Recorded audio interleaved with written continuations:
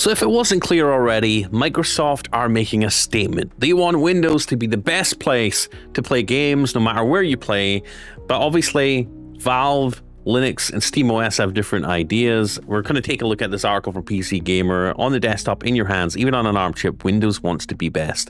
I think Steam Deck, SteamOS, and Linux and Proton in the compatibility layer that allows Windows games to run on Steam and Linux and run better than native Windows software does on Windows is wild, and I think it's rattled Windows a little bit. Now, obviously, they've released or announced, well, they have released their new Xbox ROG Ally later in next year in 2026. We're going to be seeing the future of Xbox in general.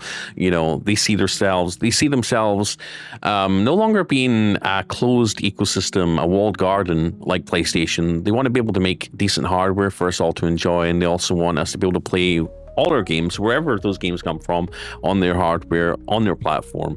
And a big part of that is making Windows more user-friendly, right? Because they're going to be shoving Windows on their new Xbox console next year. And it's going to have to be improved and optimized a hell of a lot more for people to want to use it. So in a new blog post, Microsoft says its commitment is to make Windows the best place to game no matter where you play. Let me know your thoughts on that. But first, like, subscribe, click the bell icon. Happy holidays and Blaze. We cover tech, gaming, handheld gaming, all that stuff every day on the daily, several times a day. So come join us for the ride as we keep you up to date with gaming and tech news. So the company lays out a detailed checklist of all the measures it's taken to make gaming better on the PC in 2025 and name checks a few ideas for the future. It's a substantial roll call, but Windows remains under threat, most obviously from Valve SteamOS, but also arguably from its own crumminess. Microsoft groups the gaming enhancements delivered in 2025 into three broad groups: handheld innovation, Windows on ARM, which I think is going to be a big deal. We've seen Valve and SteamOS push onto ARM with the new Steam Frame VR headset, and I think that's the way PC gaming is going to be going in the future, just because it's so power optimized, especially on a handhelds. You know, you want your handheld gaming PCs to be powerful, to be able to play AAA games, but you also don't want them to suck battery life and only last like an hour and a half to 2 hours, right, when you're playing high-end demanding games.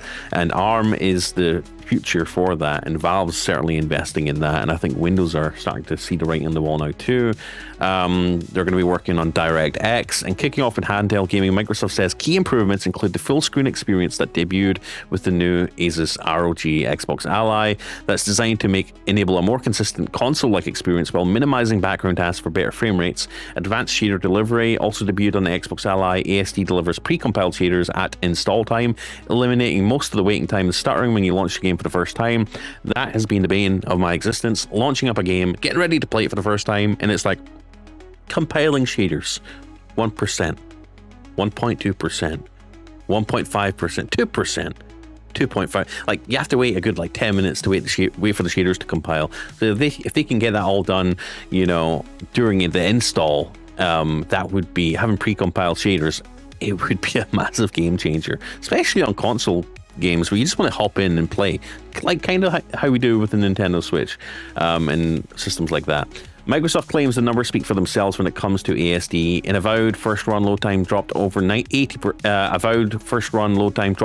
80%. Call of Duty Black Ops 7 dropped over 95%, Microsoft says. Dozens of games are now set to support ASD. So I think ASD is a big deal.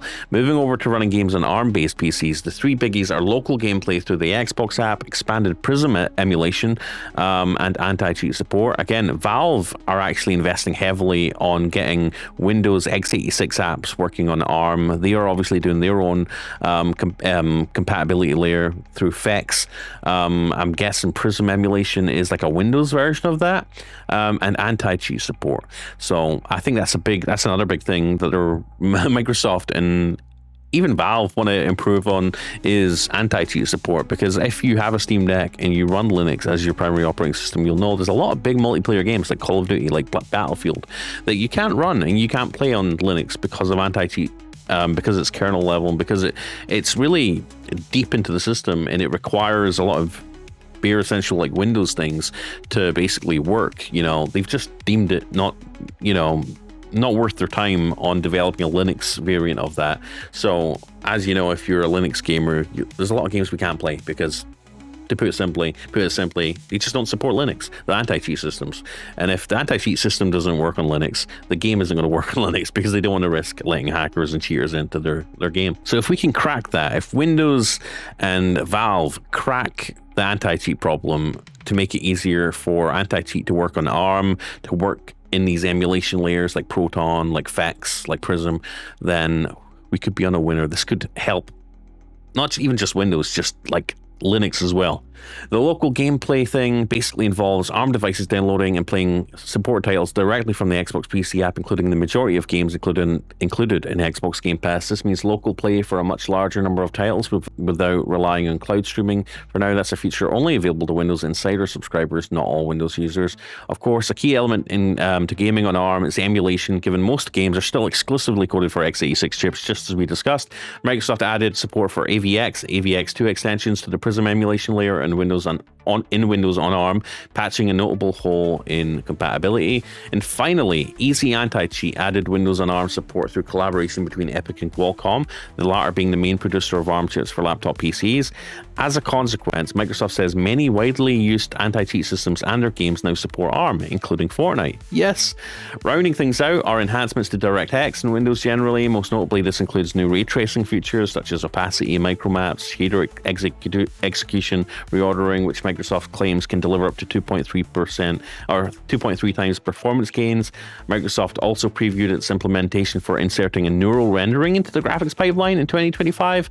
As for the future, Microsoft says it will roll out the Xbox full screen experience to more devices and add advanced shader delivery to more games, ASD. Another intriguing addition is Auto Super Resolution. That's Microsoft's OS level AI upscaling feature. In other words, it's Microsoft's answer to NVIDIA DLSS and AMD FSR. Obviously, their upscaling technology that takes a lower resolution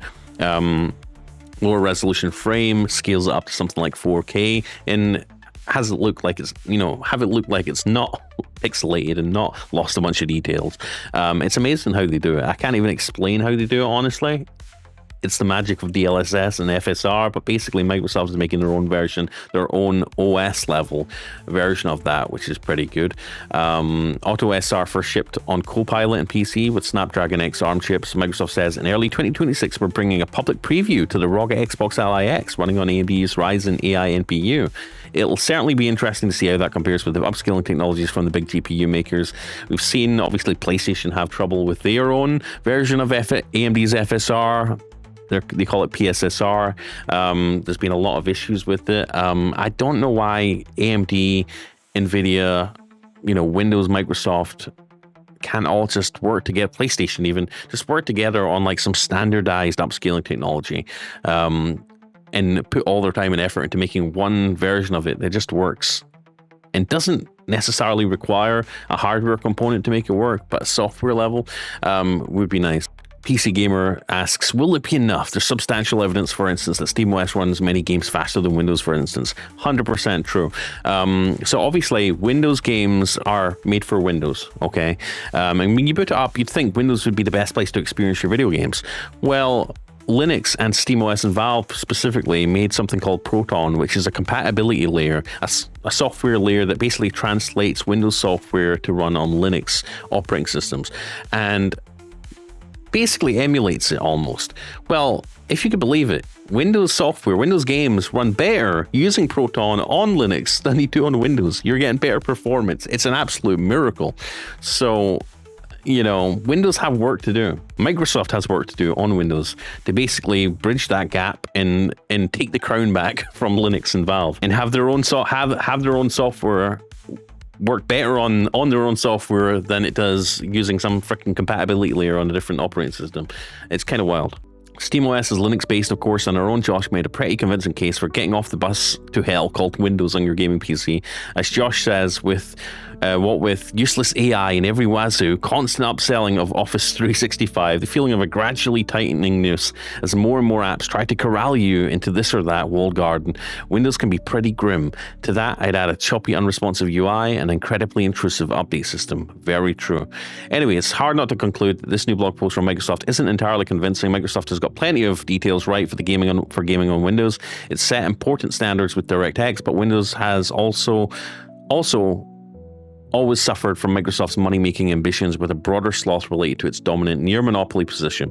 There are certain things Microsoft can't be bothered with, and the lack of competition means it basically doesn't need to. In simple terms, the problem with Windows gaming isn't the stuff Microsoft does for gaming, it's the stuff it does and doesn't do for Windows. Generally, for now, it's not clear if any of that will has changed or will change, and time will tell, but they're obviously putting out a blueprint. They're making a statement piece, a white paper for what they want to do in the future, and gaming is going to be a big part of their future. And with this checklist, Windows PC gaming in 2025, handheld innovation, ARM progress, and DirectX advances. You know, this is like a white paper on what they want to do with Windows and how they want to improve Windows for gaming. And it's been a long time coming. Will it be enough to stop people from installing SteamOS and Linux onto their gaming PCs and just running Windows software through that? Time will tell. But either way, it's a good direction that they're going. And yeah, let me know your thoughts in the comments. Like, subscribe, click the bell icon. I appreciate you on Blaze. We cover gaming, tech, handheld gaming every day on the channel. Consider liking, subscribing. Happy holidays to you. Check the links down below in the description if you're looking for some cool Christmas tech deals. And yes, I will see you in the next one. As always, take care and happy holidays. Bye.